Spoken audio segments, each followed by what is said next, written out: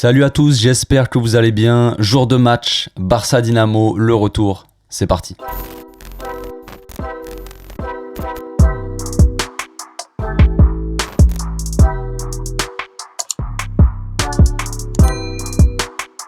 Retour de la Ligue des Champions, donc victoire obligatoire si le Barça veut rester dans la course et éventuellement sortir des poules, ça serait bien. Si Benfica perd contre le Bayern en même temps, on pourrait passer deuxième du groupe. Voilà, c'est pas la folie, mais c'est déjà pas mal. Concernant la forme du Barça, en ce moment c'est toujours un peu compliqué, on va pas se mentir. Koeman est parti et on sent une sorte d'apaisement autour de l'équipe, mais on attend l'arrivée de Xavi avec impatience. En attendant, on a vu le premier match dirigé par Barjuan le week-end dernier, on a pu voir quelques petits ajustements, surtout dans l'intention de jeu et le comportement des joueurs. Mais les problèmes de défense et de finition sont toujours là par contre, ça ne change pas. Au match aller, on se souvient que le Dynamo n'avait rien proposé, ils avaient clairement pas joué au foot, mais on avait eu du mal quand même à marquer, on avait dû s'en remettre à Piqué qui avait mis un beau but, mine de rien, sur une passe de Jordi Alba. Piqué donc qui s'est blessé contre Alaves, pareil pour Agüero, qui seront donc absents pour ce match. Concernant Agüero, ça sent pas bon pour lui, le club a communiqué hier sur son absence, et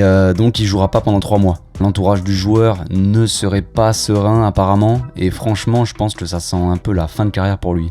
Ça sent le sapin, comme on dit. Des problèmes au cœur pour un sportif de haut niveau comme ça, c'est très compliqué, surtout quand t'arrives en fin de carrière. Mais bon, on verra comment tout ça évolue, avec le temps, pourquoi pas. Donc concernant ce soir, je m'attends pas à un match très différent de l'aller, j'espère juste que ce sera quand même un peu moins chiant à voir, parce que la dernière fois, fallait lutter pour pas s'endormir. Donc ça sera le deuxième match sur le banc pour Sergi Barjuan. On verra si on ressent un peu plus de différence avec son premier match, surtout dans l'animation offensive. J'ai bien aimé en tout cas la rotation de l'équipe sur le dernier match, avec les rentrées de Riqui Puig, Baldé et le jeune de la B, Abdé, si je ne me trompe pas. On note aussi les retours de Araujo, Frenkie, Ansu Fati et Dembouz. Ouais, ça fait beaucoup de monde. Ouais. Ça fait beaucoup de monde d'un coup, mais c'est cool. C'est cool. On va espérer qu'il n'y aura pas de rechute, les gars. Je pense qu'ils seront pas alignés d'entrée, surtout que pour la plupart, ça fait un bail qu'ils sont blessés, n'est-ce pas, Dembélé? On va passer à la compo directement. Ter Stegen au cage, pas de surprise. À droite, Dest. Je pense qu'il serait temps de le faire redescendre sur le terrain un peu.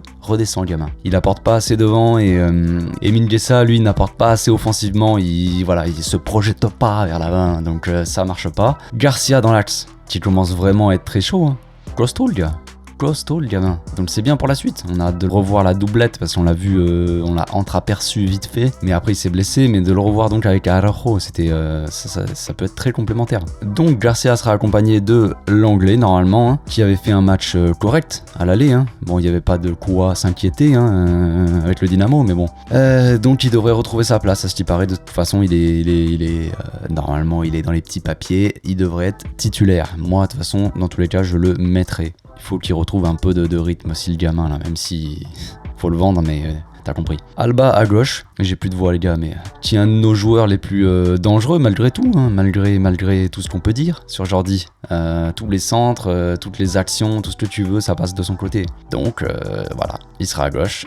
Busquets en numéro 6, qui devrait normalement pas avoir de problème dans le match. Accompagné de Nico Gonzalez et Gavi qui sortent de leur match le plus abouti ce week-end. Ils montent en puissance aussi les gamins. La puissance d'ailleurs de Nico peut faire du bien contre cette équipe. D'Ukrainien là, de l'Ukrainien. Pendant le match, on pourra faire entrer Frenkie et Ricky à leur place pour les remettre un peu dans le rythme, les gars. Ça serait bien. On revoit un peu Ricky. Voilà, il y a des profils différents. Il y a des même si franchement Ricky ressemble, on va dire, pas mal dans le jeu à Gavi et Frenkie à Nico. Qui ressemble à qui, on sait pas, mais voyez quoi. Devant, je mettrai Youssouf Demir à droite. J'aimerais bien le voir un peu d'entrée, ce que ça donne. Parce que faire des bouts de match de temps en temps comme ça aide pas à faire des prestations abouties. Donc de le voir d'entrée comme ça et de voir ce qu'il peut apporter contre une équipe, ça va être compliqué. Ils vont être tous regroupés dans leur camp, mais bon, on sait jamais. Faut qu'il se libère le gamin, faut qu'il apporte un peu de folie là, bordel.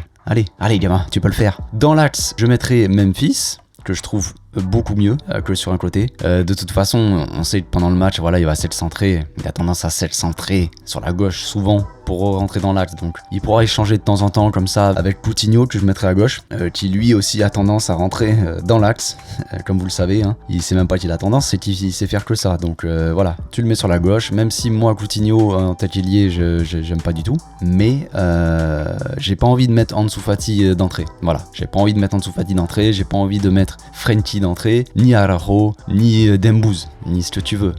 C'est trop tôt, il faut le faire rentrer des petites minutes comme ça. Selon la personne. Dembélé, faut qu'il rentre juste 2 minutes, tu vois, on sait jamais. Bref, pendant le match, on pourra faire rentrer donc Ansu Fati et Dembélé, donc quelques minutes, qui revient de blessure pour la 300e fois de sa vie. Wouhou. Après le match, normalement, le président devrait se rendre au Qatar pour accélérer les choses avec Xavi.